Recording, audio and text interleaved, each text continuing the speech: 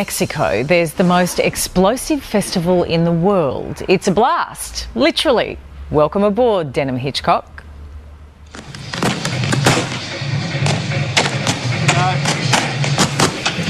Welcome to fireworks, Mexico style. I am 10 metres away from about 30 tonnes of fireworks, falling debris, gunpowder in the air, and the rest of the crowd, they're at the same distance. It's about as close as you ever want to be.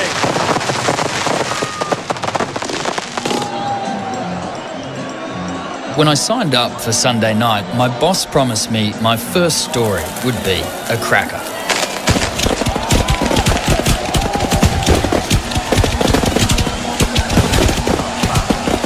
He was right. Welcome to the craziest, most insane party you've ever been to!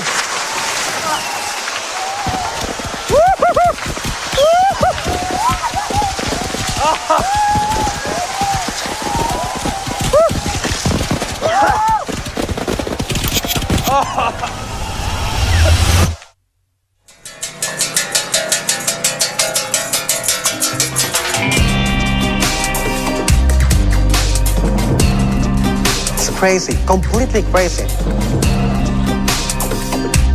We are crazy people. It's just tradition, and it's a wonderful tradition. Just north of Mexico City lies the town of Tultepec! At this time of the year, Tultepec is overrun with El toro. That's Spanish for bulls, big ones, everywhere. Man-made beasts bristling with fireworks. The final act in the fiesta of San Juan de Dios. A week-long party in honour of John of God. Incredibly, he's the patron saint for pyrotechnicians. Where else in the world can you go carrying a beer and a cigar in one hand and lighting rockets in the other? Phil Sandmeyer can't do this at home in America. That's why he's been coming here for the last 25 years. What's the difference to a festival like this to a pyrotechnic display that we would see in Australia or the US? Lawyers. No rules, no regulations. It's all right, still got my hand. In other countries, there's no assumed risk. The nanny state's supposed to take care of you. But down here, you're responsible for yourself.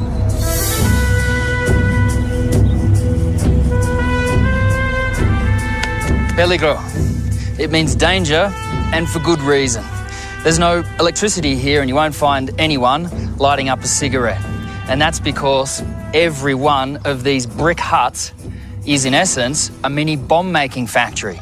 There's 1,000 of them here on the outskirts of town. 1,000. And that's because there's enough gunpowder here to wipe out half of Tultepec.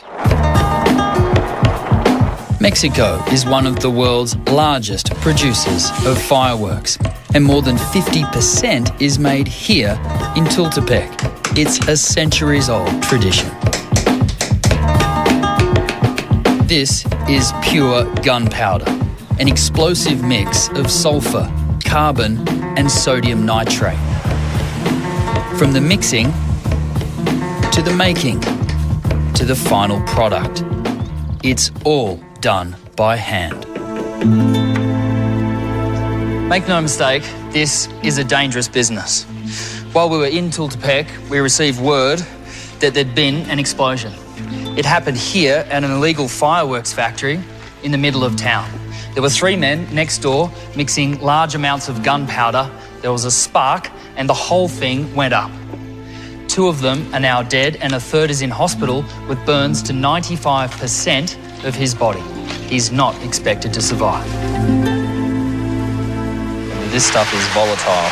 Yep, absolutely. When you're near this powder in a confined space in a mortar tube, wrapped or tight into a shell, makes a huge explosion. One will probably be about 15 minutes. Andrew Howard is a fourth-generation pyrotechnician whose family has been lighting up Australian celebrations since 1922. His great-grandfather, Sydney, lit up the Sydney Harbour Bridge on the day it opened. It is a dangerous business. Were there injuries in the family? Yeah, my great-grandfather lost his hand, my grandfather lost his hand, my dad was severely burnt in an incident. It is dangerous, very dangerous, and I learnt that from a very young age and had a lot of respect for it, and I still do today. Cracker night was a real big deal when I was a little kid. Cracker Night is a distant memory in Australia. Banned for being too dangerous, these days our fiery spectaculars are always seen from a safe distance. What do you think when you see the fireworks in Australia? It is very boring because, well, you watch fireworks very far away. Here, you can smell the gunpowder burn. You can see it. You can feel the earth when it shakes because of a bomb is exploding. So this is the centre of town where all the action takes place. Exactly. This is a part where night will become day. Tonatihu Blancas L is the town's historian. People in Tultepec, they love the fire. They are lovers of the fire and they live for fire. In some cases, they die for fire, but they respect it. They celebrate life in that way, but they celebrate life by risking it. During the week-long festival, the fuse will be lit to more than 80 tonnes of gunpowder. Night after night, explosions light the sky, including the Castillos, huge 10-storey high castles rigged to blow. But it's all a mere sideshow to the unforgettable finale. You're going to hear a lot of fire explosions. You're going to see a lot of people running as crazy because they have to escape from the balls. You're going to see a lot of rockets that are going to travel around the streets, and maybe, if you are lucky, you will see one near of your face, maybe. In the final days on the narrow cobblestone streets of Tultepec, there's a menacing bull on every corner. By far, one of the biggest is this one. He's a beauty. 5 metres from head to tail. On the night, it will be adorned with 2,500 rockets and explosives. The man who owns that big beast is Juan Carlos Urban, who's been dancing with the bulls since he was 5. And he has the scars from the first, second and third degree burns to prove it. Acá. Aquí. Oh. Esta de acá. Acá. Tell him I'm thinking about carrying one of the bulls on Saturday. He thinks it's a good idea? Sí. Yes, that's the only thing we'll happen to you.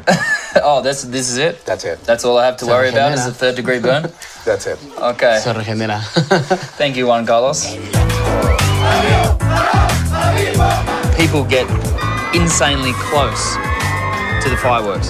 Well, that's part of it down here. Fireworks are an interactive sport for the populace. To be burned down here is to be blessed by the saint. So just about everyone here has been blessed. I think at least once.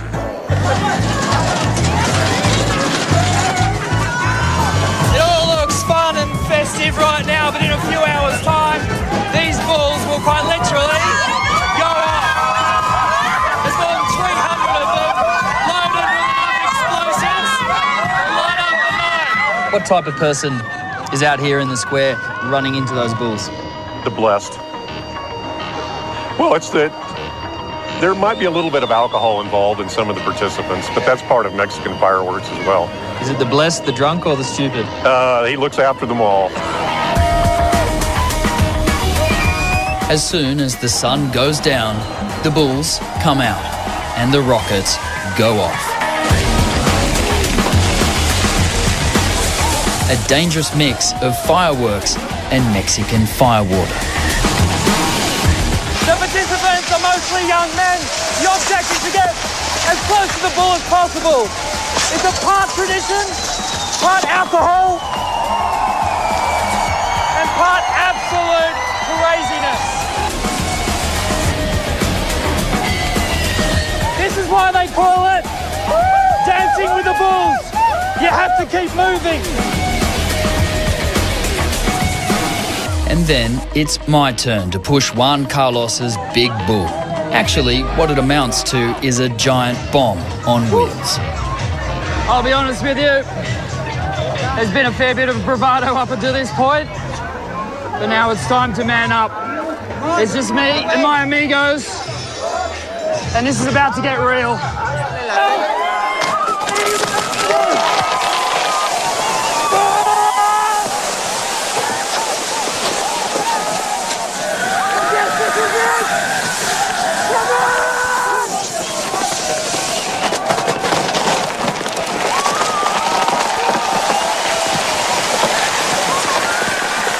Once you're in the thick of it, there's no escaping.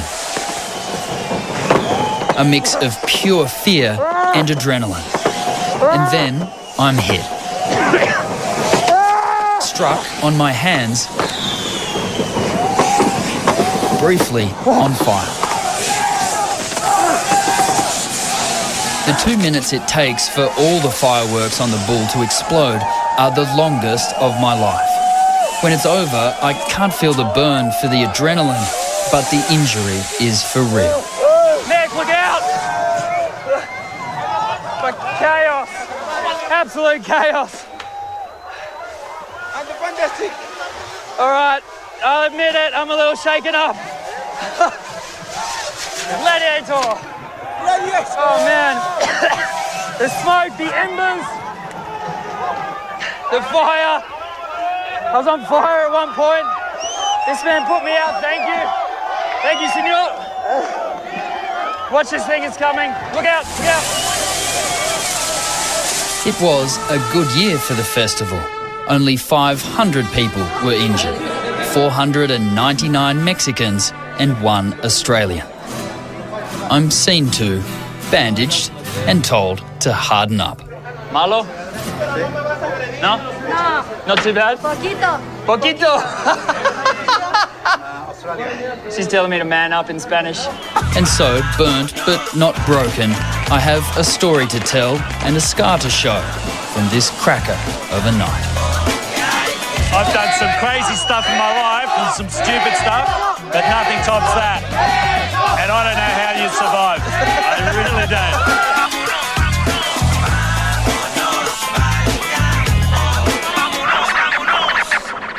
Yes, we tried to kill him. It didn't work. Denham Hitchcock reporting. You'll be glad to know his burns are healing and he says he's game for more Sunday night assignments. Next, naked...